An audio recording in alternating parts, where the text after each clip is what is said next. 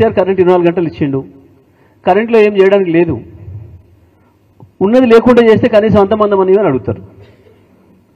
కాబట్టి కరెంట్ ఇచ్చే పరిస్థితులు కూడా లేకుండా 24 గంటల కరెంటును కూడా చివరికి నిర్ణయాలు మీరు చూస్తున్నారు. యూరియా బస్తాల్ని కూడా ఇవ్వలేని దుస్థితికి పోయింది ప్రభుత్వం. అంటే ఇంతకు మించిన ఫెయిల్యూర్ ప్రభుత్వం మనం గతంలో కూడా ఇప్పుడు చూడలేదు.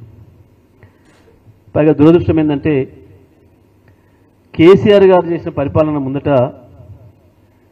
ఈ పరిపాలన చూస్తే ప్రజలకి చాలా అసహ్యం వేసే పరిస్థితి వచ్చింది, కక్కొచ్చే పరిస్థితి వచ్చింది. ఒక ముఖ్యమంత్రిగా ఉంటాడని తెలిసి, ఇంకా 4 ఏళ్ళు పైన ఉంటాడని తెలిసి కూడా ప్రజలు మాట్లాడుతున్న మాటలు, ముఖ్యమంత్రి పైన వాళ్ళు ఉపయోగిస్తున్న భాష, మనమేం మాట్లాడడం లేదు. బీఆర్ఎస్ పార్టీగా ఇప్పటి వరకు మనం ఈ ప్రభుత్వ వ్యతిరేక కార్యక్రమం ఒక్కటి కూడా తీసుకోలేదు. ఇంకా ప్రభుత్వాన్ని వాళ్ళు ఇచ్చిన హామీల మీద ప్రతిపక్షంగా నిలదీయడం ఇంకా ప్రారంభించలేదు. మనము కేవలం వీళ్ళు కొత్తగా సృష్టించి ప్రజలకు ఏదైతే ఇబ్బందులు తెస్తున్నారో, ప్రజల ఆస్తుల్ని కొల్లగొట్టే ప్రయత్నం చేస్తున్నారో లగచర్ల లాంటి సంఘటనలతోని, ఆ విషయాల్లో ప్రజలకు రక్షణ కొరకు మాత్రమే పోతున్నాం తప్ప ఇంకా మనం ప్రజలు మనకి ఇచ్చిన బాధ్యత ప్రతిపక్షంగా ఏదైతే ఉందో ఇంకా అసలు అది మొదలు పెట్టాల్సిందే ఉంది. కానీ ఇప్పటికే మొదలైంది. కేసీఆర్ రావట్లేడు అని మాట్లాడినారు. ఒకటే ఒక సభలో కేసీఆర్ గారు మాట్లాడిపోయారు. ఏం మాట్లాడుతున్నాడు? అప్పుడే ఏమొచ్చింది? మమ్మల్ని పని చేయనిస్తలేరు, మమ్మల్ని అడ్డుకుంటున్నారు. ఈ మాట అంటారనే కేసీఆర్ గారు సమయం ఇచ్చిండు. మాకు కూడా చెప్పండి, కొత్త ప్రభుత్వం, వాళ్ళు కూడా కొత్త మనుషులు, నిలదొక్కొనియండి, వదిలేయండి, ఇప్పుడే మనకండి, చూద్దాం ఒక 6 నెలల్లో ఏడాదో, ప్రజలు కూడా మనల్ని మెచ్చుకుంటట్టు ఉండాలి, మనం మాట్లాడేది ఒప్పుకుంటట్టు ఉండాలి, ప్రజలతో కూడా మనం విమర్శ తెచ్చుకునే పరిస్థితి ఉండకూడదు. ఒక విజ్ఞత గల నాయకుడు కాబట్టి సంవత్సరంలో ఓపిక పట్టిండు. 6 నెలలు సమయం ఇస్తామన్నారు, సంవత్సరం కూడా ఓపిక పట్టిండు కేసీఆర్ గారు. అంత విజ్ఞతగా ఉండే రాజకీయ నాయకులు తక్కువ ఉంటారు దేశంలో. అవతల చూసినాం మనం ఆంధ్రప్రదేశ్లో. ఈయన వచ్చిన తెల్లారి ఆయన దాడి మొదలు పెడుతున్నాడు, ఆయన వచ్చిన తెల్లారి ఈయన దాడి మొదలు పెడుతున్నాడు. కేసీఆర్ అట్లా పోలే. ఈ రాష్ట్రాన్ని ఇచ్చిన నాయకుడిగా, ఈ రాష్ట్రాన్ని తేవడానికి అనేక ఇబ్బందులు పడ్డ నాయకుడిగా, ప్రజల నాడి తెలిసిన నాయకుడిగా,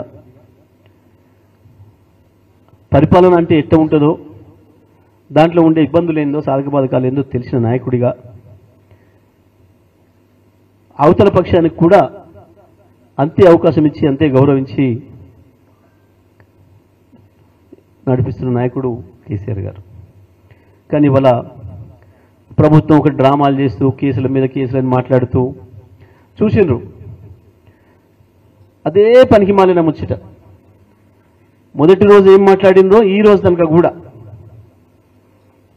కరెంటు మీద కమిషను, కాలుష్యం మీద కమిషను, ఈ ఫార్ములా కేసు, ఆ ఫార్ములా కేసు, ఏ ఒక్క కేసులో ఏం లేదు.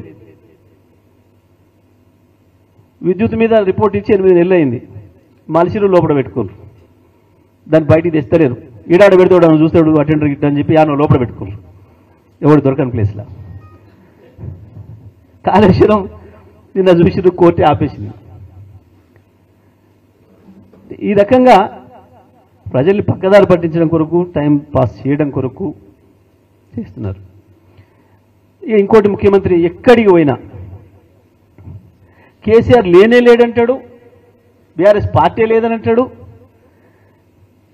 కానీ ఈ సంవత్సరంన్నర 22 నెలల కాలంలో మనందరికంటే ఎక్కువ కేసీఆర్ని తలుచుకుంటుంది ముఖ్యమంత్రి. పొద్దున్నాగా తలుచుకుంటున్నాడు, తెలంగాణ తలుచుకుంటున్నాడు. ఏ ఉపన్యాసమైనా చూస్తే ఆఖరికి బడికి పోతే కూడా బడి పిల్లల ముందట ఏదో స్కూల్ లేని ఆడ రమ్మని వాళ్ళు పిలిస్తే ఆడికి పోయి కూడా పాపం ఆ పిల్లల ముందర కేటీఆర్ని తిట్టొచ్చు. కేసీఆర్ పేరు, కేటీఆర్ పేరు మాట్లాడకుండా అసలు నిద్రపట్టట్లేదు ఆయనకి. గదే తెలియజేస్తుంది కేసీఆర్ ఎక్కడ ఉన్నారు అని చెప్పడానికి ముఖ్యమంత్రి ఉదాహరణకి, వేరే వాళ్ళు ఎవరు కూడా అక్కర్లేదు వాస్తవాన్ని. మనం ఇవాళ మీరు అక్కడ గంత దూరం నుంచి, పెనపాక నుంచి దాదాపుగా 300 కిలోమీటర్ల పైన ఇక్కడికి వచ్చిండ్రు